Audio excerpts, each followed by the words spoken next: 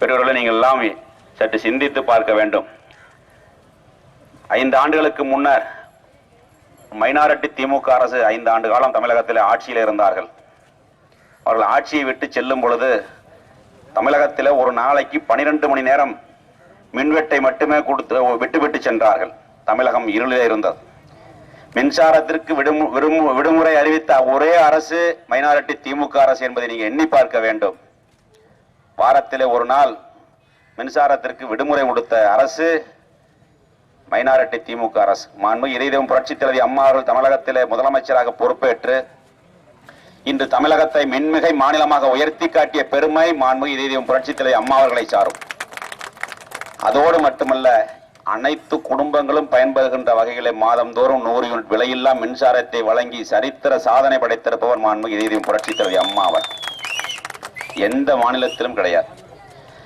அம்மாவுடைய திட்டங்கள் எல்லாம் இந்தியாவிலேயே எந்த ஒரு மாநிலத்திலும் இல்லாத திட்டங்கள். தாலிக்கு தங்கமாக பெண்களுடைய வாழ்விலே அக்கறை கொண்ட முதலமைச்சர் புரட்சித் தலைவி அம்மா அவர்கள் 1 பவுன் தங்கம் 8 கிராம் தங்கத்தை வழங்கக்கூடிய தங்க தலைவி புரட்சித் தலைவி அம்மா ஒருவர் தான் என்பதை நீங்க எண்ணி பார்க்க வேண்டும்.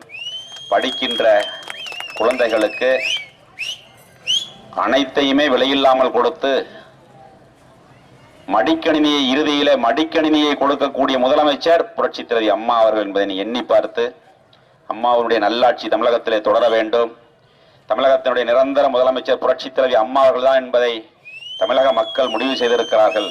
அம்மாவுடைய ஆட்சியில்தான் தமிழகம் அமைதியான மாநிலமாக திகழும். முன்னேற்ற பாதையிலே செல்வதற்கு புரட்சித் தலைவி அம்மா அவர்கள் தினந்தோறும் திட்டங்களை அறிவித்து மக்களால் நான் மக்களுக்காகவே நான் என்ற தாரக மந்திரத்தோடு தமிழகத்திலே ஆட்சி நடத்தக்கூடியவர் புரட்சித் தலைவி அம்மா அவர்கள்.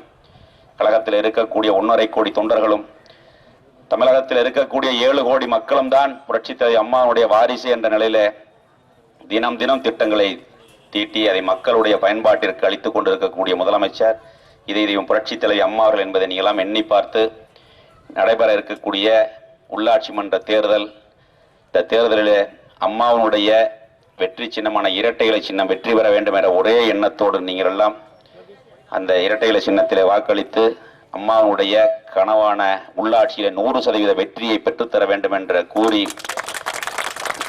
எனக்கு வாய்ப்பளித்த உங்களுக்கெல்லாம் மீண்டும் ஒரு முறை பாதம் பணிந்த நன்றியை தெரிவித்துக் கொண்டு விடைபெறுகிறேன். நன்றி.